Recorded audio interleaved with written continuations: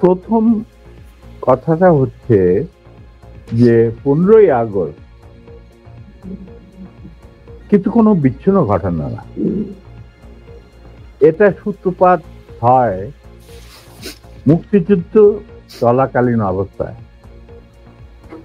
আমরা বুঝতে পেরেছিলাম যে বাংলাদেশের মুক্তিযুদ্ধটা অ্যাকচুয়ালি কাদের ইন্টারেস্টে হচ্ছে, দেখে আমাদের ইন্টারেস্টে হচ্ছে যে আমরা আমাদের দেশ যুদ্ধ করে স্বাধীন করব, নাকি এটার পেছনে অন্য কোনো উদ্দেশ্য কাজ করছে। যখন 7 দফাতে চুক্তি করে নজরুল ইসলাম আর তাজউদ্দিনকে পারমিশন দেওয়া হলো to establish provisional government in Calcutta, এই 7টা ক্লজ পড়ে সাইন করার পর, দস্তখত করার পরে নজরুল ইসলাম সাহেব ফিট হয়ে পড়ে গিয়েছিল যে এটা তো একদম একটা দাস খর, যে আমরা ক্রমান্বয়ে ভারতের একটা করদ রাজ্য, তারপরে একটা অঙ্গরাজ্য হিসেবে অঙ্গরাজ্যে পরিণত হবে বাংলাদেশ, হবু বাংলাদেশ। আর ওই joint declaration between Osmani and general Manekshaw joint command establish করার পর কথা ছিল যে general Usmani on behalf of Bangladesh government will invite General Manekshaw to come and be present as an auxiliary force commander, সহায়ক শক্তির commanding chief হিসাবে in the surrender ceremony, but the instrument will be signed by the Mukti Fauj commander-in-chief, who was General Usmani, Colonel Usmani. কিন্তু সেটা হতে দেওয়া হলো না। 16ই ডিসেম্বরে যে সারেন্ডার সেরেমনিতে হলো রেস কোর্সে, সেখানে পরিষ্কার বাংলাদেশের জনগণ দেখতে পেল যে পাকিস্তান আর্মি সারেন্ডার করছে ভারতীয় সেনাবাহিনীর কাছে, এবং সেখানে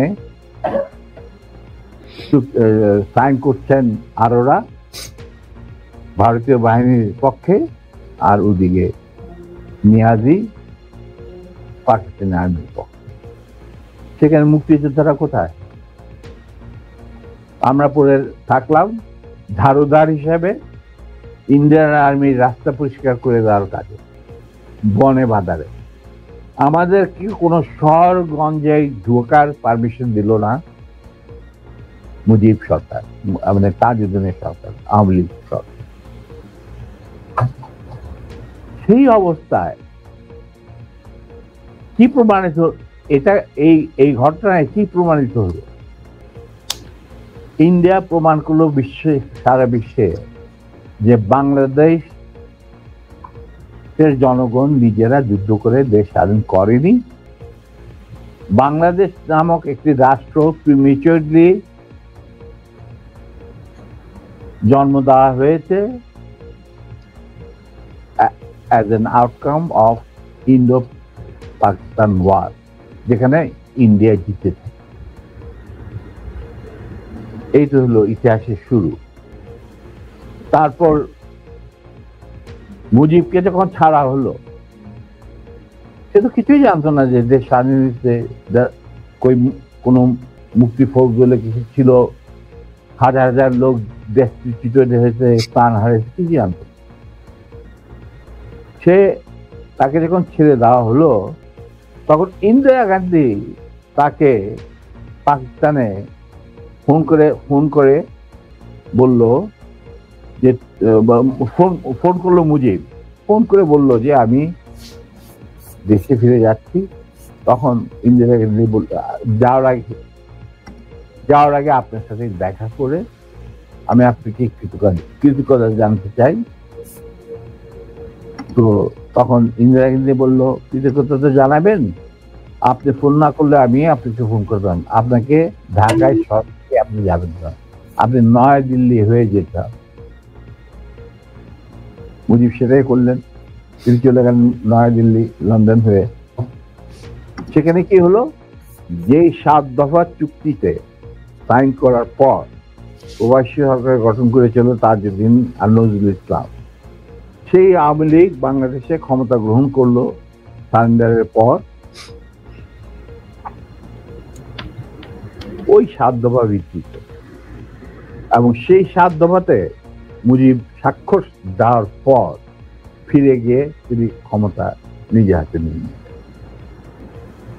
তাজউদ্দিনকে বললো, তাজউদ্দিন তুমি প্রাইম মিনিস্টার থাকবে না, আমি হব প্রাইম মিনিস্টার। তারপর কি হলো, কোন নির্বাচন নাই, কিছু নাই। ওই 70-এর নির্বাচনের সুবাদে তারা ইন্ডিয়ার 4 স্তম্ভ ডুপ্লিকেট বাংলাদেশে ইম্পোর্ট করে তার উপরে একটা সংগঠন বানানো, হুবহু এক। শুধু তাই না, রবীন্দ্রনাথ ঠাকুর, যাকে নিয়ে আমরা নাচানাচি করি এবং অনেকের মানে ভাসে যায়, আপ্লুত হয়ে যায় আবেগে, এই রবীন্দ্রনাথ ঠাকুর একজন ইন্ডিয়ান নাগরিক এবং ইন্ডিয়ার জাতীয় সঙ্গীতের রচয়িতা। আমাদের দেশে তার চেয়েও প্রতিভাবান কবি কাজী নজরুল থাকা সত্ত্বেও আমরা সেই ভারতীয় নাগরিকের একটা গানকে আমাদের জাতির উপরে চাপে দেওয়া হলো জাতীয় সঙ্গীত। পৃথিবীর ইতিহাসে এমন কোন নজির আর দ্বিতীয়টা আছে বলে আমি মনে করি না। কেন কোন বাংলাদেশে যদি নজরুল ইসলামকে আমরা জাতীয় কবি আখ্যা দিয়ে থাকি, তাহলে নজরুল ইসলামের গান কেন হলো না? বা অন্য কারো গান হতে পারতো জাতীয় সঙ্গীত। ভালো ভালো কবি সাহিত্যিক ছিলেন আমাদের দেশে, কিন্তু পৃথিবীর ইতিহাসে কোথাও নাই যে বিদেশি এক নাগরিকে যে নাকি তার দেশের জাতীয় সঙ্গীত রচনা করেছে এবং আমাদের শুদ্ধ স্বাধীন বাংলাদেশে এসেও আমাদের জাতীয় সঙ্গীত রচনা করতে হবে। কি ধরনের কথা? That means you have nothing in your hand. তারপর মুজিবকে দিয়ে রক্ষী বাহিনী সৃষ্টি করলো ইন্ডিয়া। তারা বাংলাদেশের সামরিক বাহিনীকে দুর্বল করে একটা নামে মাত্র সামরিক বাহিনী, হাতে লণ্ঠন, করে ঠনঠন, এই ধরনের একটা সেনাবাহিনী রাখবে। আর কারণ একটা সেনাবাহিনী তো রাখতেই হবে, কারণ যে কোনো জাতির মেরুদণ্ড হচ্ছে সেনাবাহিনী। ওই হাতে লণ্ঠন, করে ঠনঠন, আর আসলে তার চেয়ে অনেক শক্তিশালী একটা বাহিনী গঠন করলো ইন্ডিয়া।